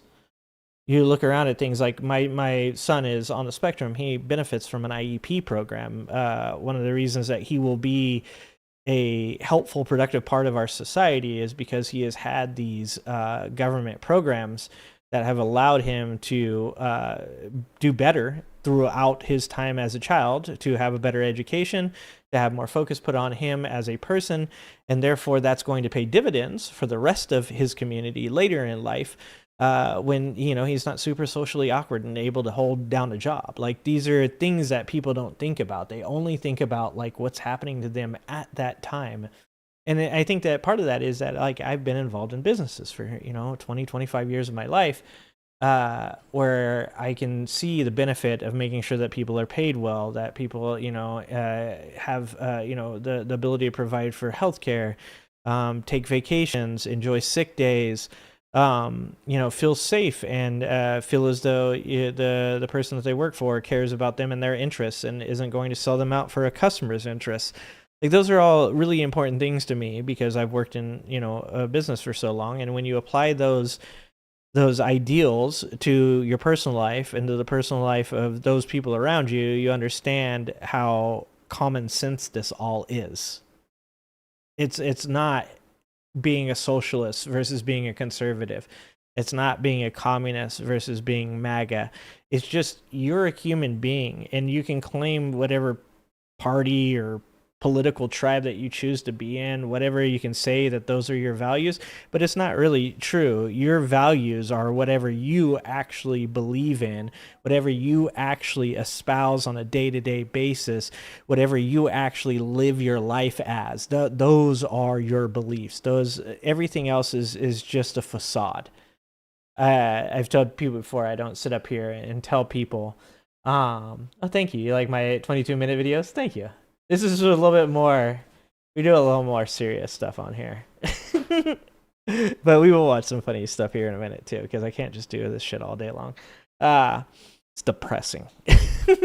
But I do think that it's really important to say to people, like, especially on the left right now, people on the left really have to, like, start to recognize that many of the people in their own party have the same values, the same foundational beliefs as they do, and that, like, getting caught up in, you know, whatever labels you want to put on each other is really one of the least important things going on in this country right now. Donald Trump is ruining this country. MAGA conservatives, extremists are ruining this country right now. And, you know, attacking each other over a difference in opinion on, you know, specific policies. It's not the way. It's not the way. I find, you know, a lot of things that liberals do to be, you know, maybe not the way I would go about doing it. And I think that watching, you know, certain liberal politicians attacking DSA candidates is 100% incorrect. But at the end of the day, you know, I want to see that, you know, women have bodily autonomy. I want minorities and LGBT people to have equal rights. I want people in the middle class to feel like they're well taken care of and that they're appreciated. And I want to see people given the chance to move out of poverty in this country and have a chance at what used to be the American dream. And if you can at least agree with me on those things, then we can disagree on many other things. But I do feel 100% that there is way too much infighting on the left. And, you know, I think that many people are correct when they call out specific elements in the Democratic Party that want to, you know, protect their own power I do agree with that. I do think that in this position that we should be punching up at people that are attempting to, gatekeep socialistic policies out of government because of the fact that they're afraid that whether it's AIPAC or their conservative friends, whoever it is, those are the people that deserve your vitriol. Those are the people that deserve your criticism, not not your friend, your uncle, whoever it is that has the same basic fundamental values of protecting things that are important in the society. Those, it's the people like Chuck Schumer that need to be held accountable. It's the people like, I think Hakeem Jeffries has seen the light, kind of, not really. But I think he does. I think he can feel the pressure of the people knocking on his door, and I like to see that. But I do think that I see too much of the basic on the ground, the grunts. I call us the grunts. We're the grunts, fighting with each other over shit that we all agree on, and I don't like that. Allegedly, what's happening, Robert? All right. Yeah, they're more concerned with hurting the people they don't like rather than making shit better for everyone. Yeah, that's it sounds like dirty commie talk. That's Donald Trump's political agenda in a nutshell. It's anger, hate, and vitriol, fear of the other. It is, if I can keep you angry at the people around you, the guy on the bus next to you, the person that lives next door, if I can keep you angry at those people, then you'll never wisen up to the fact that you're stronger when you all come together. That's really the most basic bitch way of explaining Donald Trump's politics, and to be honest with you, it's the only appropriate way to explain it because Donald Trump is a basic bitch. Let's see. Let's watch a video. Let's watch something funny. Here you guys go. This is something that's not political. Speaking of 22 minutes. This is not political, but I saw this and I thought it was going to be really funny. This is 22 minutes, but who won the couples therapy session? This looks really funny. So let's watch this. Are we down on? Yeah, we got you down on the screen. Okay, so 22 minutes, but who won the couples therapy session? This is, like I said, finding things that everybody can relate to. Like, that's the shit right there. That's what brings us together. And that's time. So great couple session, guys. And I think we learned a lot today. Oh, yeah. Learned a lot. But we were sort of hoping to find out who won the session. Yeah. I'm sorry? Like who was right the most amount of times? Who won? Okay, well, there really isn't a winner. Oh, save it for your thesis paper, sister. Just tell him to wash his feet and then I won. Okay, you hear that tone? That's got to be points for me. No, that's not how this works. No, that's exactly how this works. Yeah, we had a fight. It went to a judge's decision. You're that judge. So show us your scorecards, Your Honor. And let's remember that I did cry. Okay, but also remember, it was about his mom. Like, what's going on with them? The vacations, the cruises. There was like a couples massage thing. It was a deal. We had a coupon. Her reaction. Massage thing. It was a deal. We had a coupon. Together. Who cares? Who cares? I think what's going on here is that neither of you are actually listening to each other, okay? And your resentment is clouding your ability to... Dude, Poly Market. They needed to involve a Poly Market here. Oh my god. Oh, that's hilarious. There should be a Poly Market for couples therapy. To show grace. What you both need to do is take a huge step back and take a deep breath in. So you're saying it's a draw? What? That's what I heard. Because that's what I heard. Yeah, I heard draw. Yeah. Good fight. Good fight. Yeah. Woo! I, for one, feel a lot better. Oh, yeah. So much better. Okay, well, we will see you the next time that we can afford to do that. Yeah. All right. Literally, a cloud has lifted. Who's next? My bird and I can't agree on a damn thing. You have to tell it to listen to me.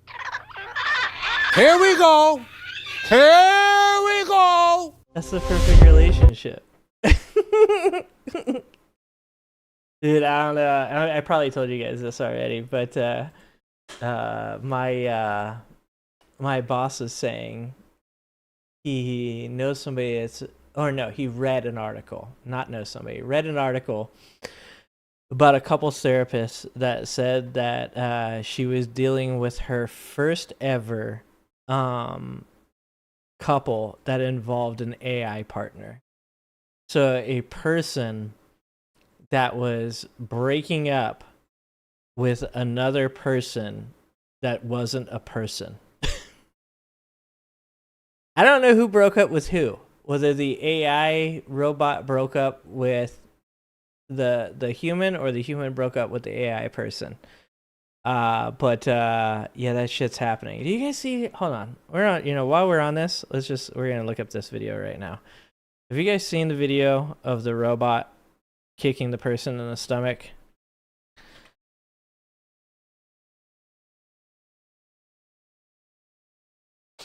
See if I can find it. Here it is. All right, you guys ready for this? Yeah, are you guys ready for this? This is the New York Post posting this video of this freaking robot going full Jackie Chan. This is like, we're gonna have bigger things to think about here pretty soon, guys. Here it is. This is what we're gonna be thinking about soon. This is some iRobot Will Smith shit going on right here. Watch this robot. Look at it, dude. Wow. Watch this. Bam! That was a good sidekick right there. That is that's technically really sound. I don't know. Let's see if his foot turns out. Oh yeah, the turn out on the foot. Very technically, that's very good. Bam! Look at this. Watch this one. Boom! We are done, folks. We are done. Have you seen this one? Have you seen? Watch this kid take this one. Wow! Look at the kids around him. Holy shit, dude. That kid is down. This is San Jose. This is in America.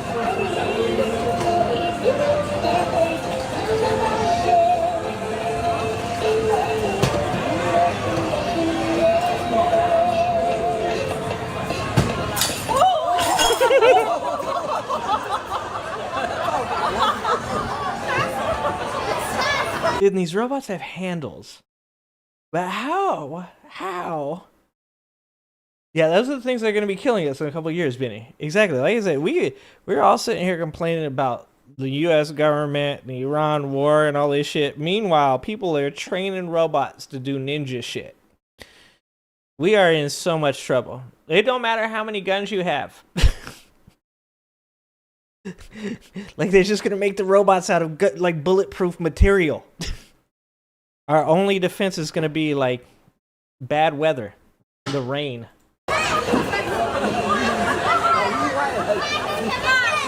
We're in so much trouble. Like, they have a handle on this thing, but if that thing wants to get away, that thing gets away. Okay? Like, if a robot decides that it doesn't want to be where it is, a handle, you are not stopping it. The waitress at whatever restaurant this is, I almost said a sushi restaurant, that might have been racist. Okay? Like, whatever this restaurant is, okay? Like, if that robot decides it wants to maul a child, it goes full Harambe on them. Okay? Oh, they're entertained.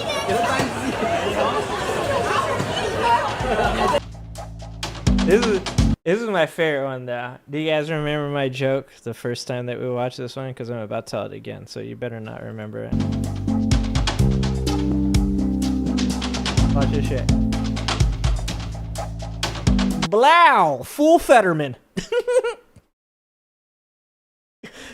The first time I saw this video was literally the day after John Fetterman ate shit on a sidewalk. And I was like, you pulled a Fetterman. And see, I would like to also say I was well ahead of everybody else in talking shit about John Fetterman. I was making fun of John Fetterman before it was cool.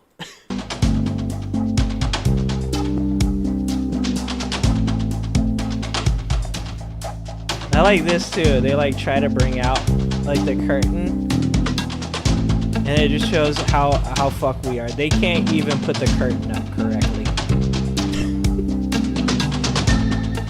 This is 就这个帮派你看啊，前面已经有人在这帮派上栽跟头了啊！我走过这个线了。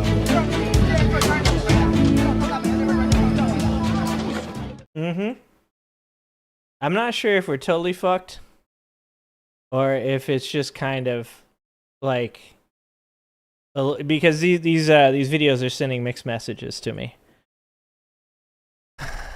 These videos are they're sending mixed messages for me. I don't know if I'm supposed to be scared, because that first one, he definitely looks like he could take out like a room full of people, but that last one, if you just put like a small bump in front of him, you're probably good to go. You probably should be okay. You should be all right. Okay. We've got a couple more videos, and I'm gonna call it a night. Let's see. I wanted to watch. Did want to watch these ones here. Let's see. Well, first I wanted to do this. I don't know if how many of you guys have watched my interview with Clay Risen from the New York Times. This is something we talked about a long time ago, and this is Clay Risen's book, The Red Scare. We talked about it in our interview. You can find it on my channel. It's under podcast. It's The Red Scare with Clay Risen. This is a really good book. I will continue to plug this book. It is the story of McCarthyism and the second Red Scare. A lot of people don't know that there was the original Red Scare was, I believe, right after World War I. The second Red Scare was the one that everybody knows about, and that's the one that involved Joseph McCarthy. And of course, we're starting to see Donald Trump now start to make a lot of inferences to communism and more Red Scare kind of shit. So, you know, we're entering what many people would consider the third Red Scare. And me and Clay Risen actually talked a bit about that, as he called out most of the tactics that Trump is using right now as being similar to Joseph McCarthy, including the banning of America's Voice, the radio, the calls to fake news and disparaging the media, the attempts to use fear of the other against, LGBT or homosexual people. That was the Lavender Scare during that time. And I thought it was really important because obviously for most of you that know, as well as that Roy Cohn, who was Joseph McCarthy's sidekick during the Red Scare, was also Donald Trump's political mentor. He literally taught Donald Trump how to be a McCarthyist. And now you're starting to see all those things. And I saw this video. It's Solve for Democracy. It was right versus wrong. And this talks a bit about it. And I thought it was really June good. 9th, 1954. How many of you remember that Thanks, day? Data Life. Yeah. Right. Well, I do. I was in elementary school, and we had one of the first televisions in the neighborhood, which would have been great if it was tuned into the Lone Ranger. But my old man wanted to watch this boring show called the Army McCarthy Hearings. Bunch of guys sitting around talking. And if you don't know what that was, is that after years of McCarthyism, after years of people being hauled in front of, these senatorial committees, actors, artists, everyday Americans being drugged in front of these people, and even ones that ended up not going to prison, their entire lives were ruined. They're blacklisted if they're in Hollywood. They're blacklisted if they're artists. Many people lost jobs and were never, capable of finding another job because of being blacklisted in our communities. After years of Roy Cohn and Joseph McCarthy making names for themselves by calling out communists and, really just at the end of the day being very they were attempting to create for themselves a life or celebrity in which they got to be the arbiter. They got to be the person who decided who went to jail, who didn't go to jail, who could find a job, who couldn't find a job. And, for those of you that don't know, there's also a lot of rumors about the potential of Roy Cohn being closeted homosexual, self-hating homosexual as well. And the fact that Joseph McCarthy and him used to stay in rooms together. So there's a lot of things that we saw with, say, Senator Lindsey Graham that are paralleled as well.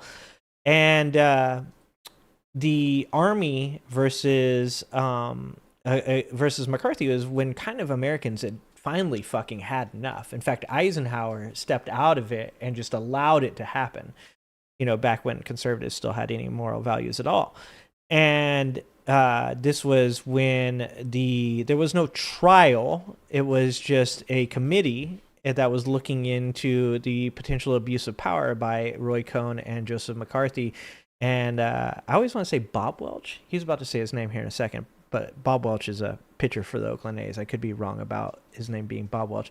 Was the attorney, a Southern attorney that was in front of the prosecutorial side of it, and was claiming that McCarthy and them were, obviously bringing out people that had done nothing. And this was a military person, part of our army, that had been accused of being a communist by Joseph McCarthy and Roy Cohn. In the microphones. If you've never heard of Joe McCarthy, look him up on the whatever. He was a United States Senator, and he was a real peach. He'd lie, he'd bully, destroy reputations. He would hurt people without a thought. And everybody was afraid of him because he was rooting out communism.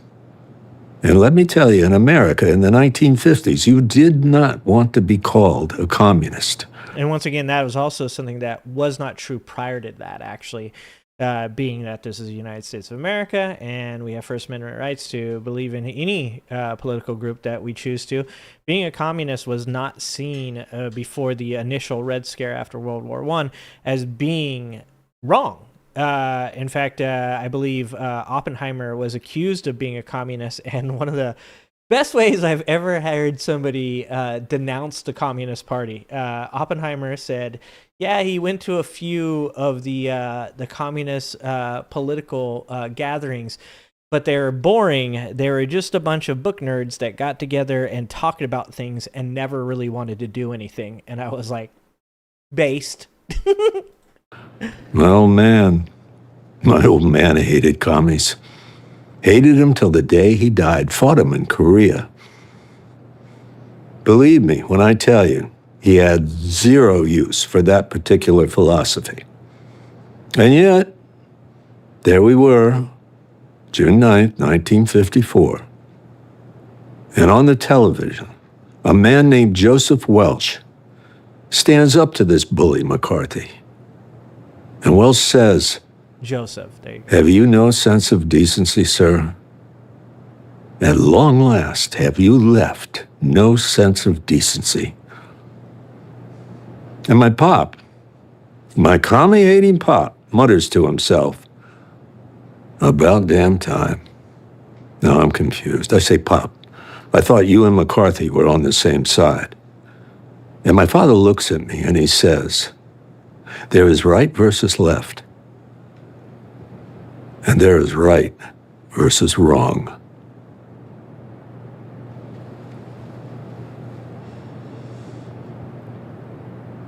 Yeah. Yeah, and the reason I want to watch that is because there's something to be said about the fact that many people don't understand that feeling. There's many people right now that are just done with Donald Trump. And it doesn't matter, left or right. There's plenty of people that voted for Donald Trump that are done with Donald Trump. And the people that are left over, that are still supporting Donald Trump, the people that are choosing to, continue to either ride the gravy train, whether you're Kevin Sorbo or Rob Schneider or any of these dipshits on X that are, making whatever $100 they make off their Twitter every month. Whether it's those people or it's just the hateful, vitriol-filled, fear-mongering racists and homophobes out there. The people that know that there will never be another politician. The true cost of a sunk cost fallacy will be paid. And you will not have the ability to hide anymore. You won't be able to say to people you made a mistake, or, you know, you weren't actually all about the things you were saying you were all about. At that point, people are going to realize, when everybody else had kind of figured out that they had gotten conned, or that this guy wasn't really going to do the things that he said he was going to do, and this was always about self-enrichment, it was always about corruption, it was always about helping his rich friends. When it comes to that point, and you didn't ever realize that that was your time, that was your exit point, that was your last chance to get off the ship before it sank. There's going to be a lot of people that are left behind, and Donald Trump ain't going to be here to mend your relationships, or to help you find a new job, or to make things better for you and your kids that you disowned, or, you know, you abandoned. And you see it, I think one of the greatest points that you can see that right now is over there on the Unnecessary Conversation with Mary Lou. I think that woman really loves her kids and wants a relationship with her kids, and I think that she found herself in a bad position, being brainwashed by Newsmax, Fox News, and her husband. And since her husband has been out of the picture, and since the Fox News has been turned off, and since she's been forced to approach reality as it is and not how she wishes it to be, that she's starting to realize that this is her last chance to get out. And there's a lot of other people that aren't figuring that out. But time, it's ticking down. And here, whether it's sooner or it's later, like I said, the true cost of that sunk cost fallacy will come to bear. So, all right, guys, I think that's it. I appreciate you guys. Thanks for hanging out tonight. I will try to stream sooner or later, so that way I don't get on here and just rant forever. I know, Benny. I love you, Benny, and I appreciate you, and I like that you're 10 toes down. And like I've said before, it takes an army, it takes the Navy, it takes the Air Force, it takes the Army, it takes National Guard. I think it takes the reserves, it takes everybody. It takes people coming at these topics from different angles, and it takes the entire village. It's, in my opinion, not one of us can do this on our own. So I appreciate that you find the seriousness in this, and that you're not excited to laugh, and you want to take it the way you want to take it. But I do things my way from my point of view, and that is that I gotta laugh every once in a while, because it's the only shit that keeps me sane. So I appreciate everybody that is working towards the same goal that I'm working towards, even if we may disagree on the means to get to where we're going. So I appreciate you all. Thank you guys every day that you guys show up and watch the show.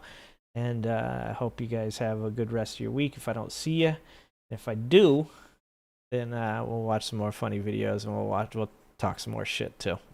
All right, guys. Have a good rest of your week. I'll talk to you later.